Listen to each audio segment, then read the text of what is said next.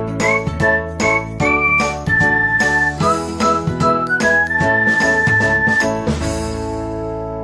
everyone, greetings from me. I'm Divya Lakshmi. Welcome to your audiovisual class. Today you are going to learn higher secondary first year communicative English subject. Okay, so first of all I want to appreciate and congratulate you all because you have just stepped into your 11th standard and you have opted the right subject. Being a practical person and to survive in this 21st century world, English is important. Employability is a must. So for these two things, you chose in the right subject, that is communicative English subject. And ma'am, what is so special about communicative English? Because we have general English. When we talk about general English, it is all about the studious thing. Okay, you will be learning a poetry, a prose or something, and you will answer the questions. That's it. You will just understand the story and you will answer the question. But when you come to communicative English, it's completely different because here you will analyze the author's ability, the author's thought, and also you will just fully indulge into a kind of research person. And also here you will get a chance to you will get an opportunity to learn more of stories, and even the write-ups will be enhanced. You will be starting your write-ups on articles, you can blog. So all the new specialized thing you will be learning in communicative English. It's of if you enter into a profession, immediately the first impression will be on your communication. If you're able to communicate your thoughts verbally and even in written, that is that way you will get your opportunity. You get to learn all these things. You'll be learning how to write an article, how to be you are writing something, watching a movie. After that, what is given there, you'll be even analyzing those things. Okay, so there are so many paths that has been created by the education department through this communicative English subject. So now talking about your textbook, you have 6 chapters and each chapter got its own theme. Okay, so based on the theme they might have given a title.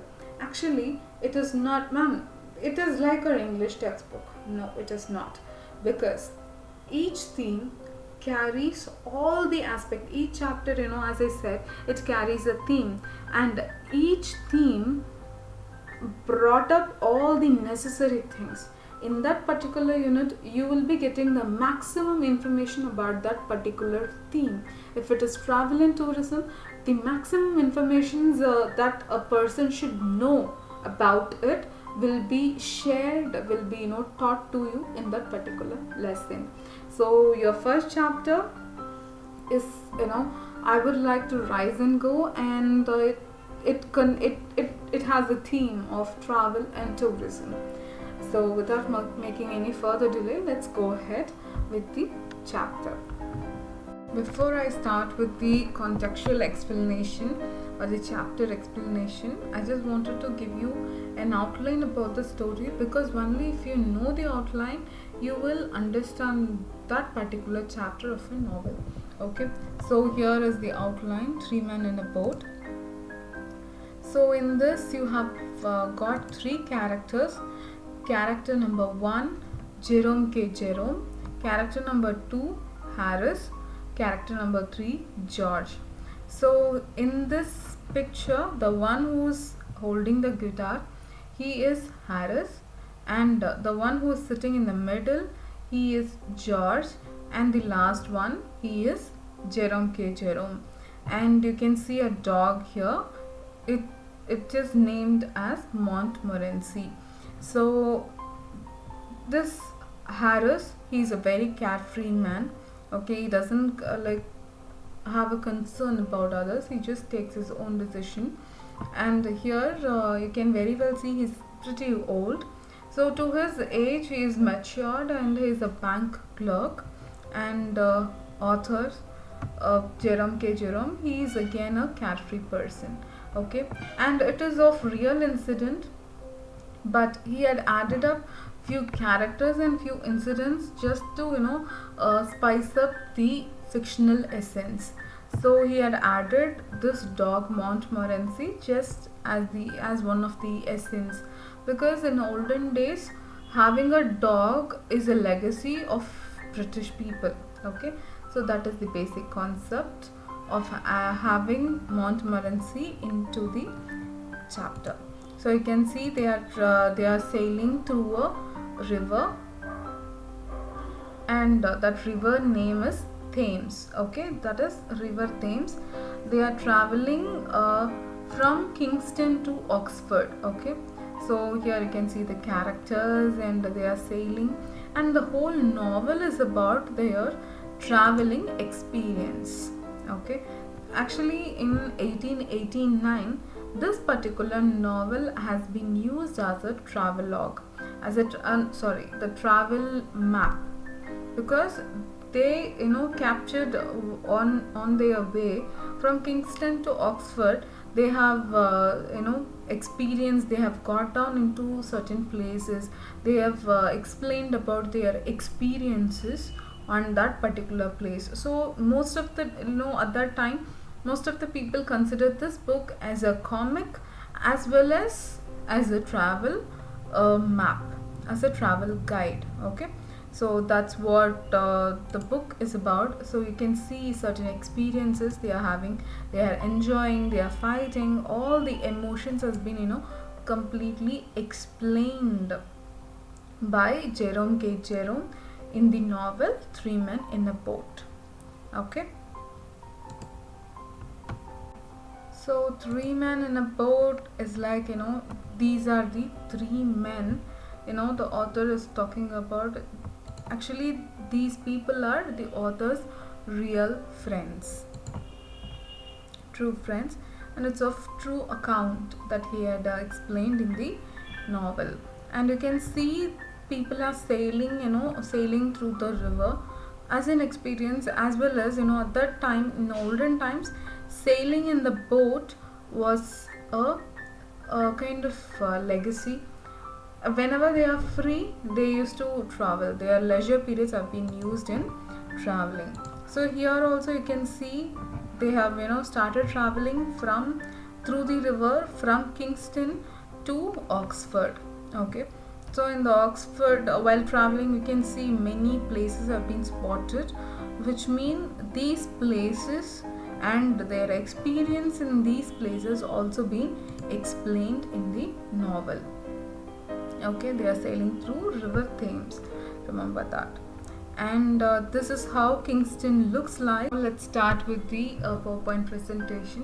Why I gave the outline, because only when you know the outline you will understand certain chapters. Okay, so in the outline we saw there are like three characters plus there is a dog, and they are traveling from Kingston to Oxford, and through their way what are the experiences they are sharing, that was mentioned in the novel. So this is the outline of the story. Okay, so we saw Jerome, Harris and George. So let's go ahead, and in your textbook they had given only one chapter. There are 17 chapters in the novel, they have given only one, chapter 4. Okay, so here first let's start with the character sketches, because one you have now you know the outline. Next, if you understand the character, you will understand the concept easier. So that is why I have brought the characters first. J, in the context, the author's name was mentioned as J. Okay, J means Jerome K. Jerome. So he is the narrator. Is a very funny and lively person. He has no practical thinking, and he lives in London, and he has a dog in the story, and he loves food, and he doesn't like to work. Okay, so that is what the character of Jerome. And next one, Harris. So Harris is a young single character. He doesn't have any lover or anything, and he's fond for drinking. Okay, and he's a very nostalgic person. Nostalgic means he thinks about the past. He never lives in the present. He always thinks about the past, and always sobbing for what happened in the past, and he used to drink more. And he takes his own decision. He doesn't care about the others, and he loves music. But when he starts singing, no one likes it. Okay. So obviously the next character is George. As I said, George, he is a bank clerk. It was him, okay, who had suggested to have a river trip. Okay, and is a very practical person. He has a practical approach towards life, and he's of matured person, and he is aged compared to them, and he works at the same time. He is an experimental good cook. Okay, so now let's move ahead. Here is a summary. Three Men in a Boat. It was published in 1889, and as I said, it was a boating holiday between they're sailing through Thames between Kingston and Oxford. And initially this book was a travel guide. Later on, because it has the roots and the certain essence about certain places, so that is why it is considered as a travel guide. Later on, there were so many comic essence, so it has become as a comic novel, and at that time it was one of the bestseller book. Okay, so go ahead with the next slide. The Three Men in a Boat. It has the three characters: George, Jerome, Harris. And as I said, Dog Montmorency is a completely fictional character, because Englishmen contain all the English novels or books. It contains the element of dog. Okay, and it is a typically a boating holiday. Okay, and yes, in the olden days, the upper Thames had died out and replaced by the 1880s. The craze for boating has been evolved high, and the leisure, it has become one of the leisure activity in London. Okay, so as I said, the outline is done. Now in your context, in your textbook, they had given chapter 4. So chapter 4 has 3 scenes. Okay, I have tried to picturize the 3 scenes. Scene number 1, the author, okay, the one who is packing, he is Jerome. The other 2 are sitting. Okay, so Jerome is packing the travel bag, where you can see all the scattered items. It very well shows that Jerome is least experienced in packing for travel.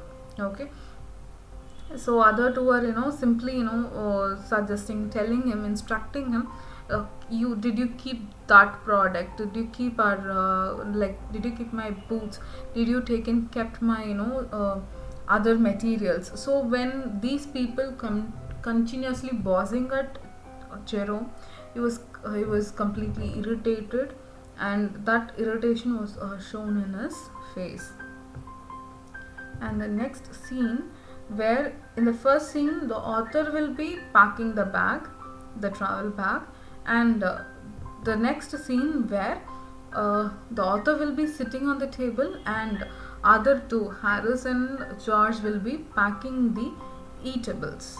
Okay, the cooking utensils will be packed by George and Harris.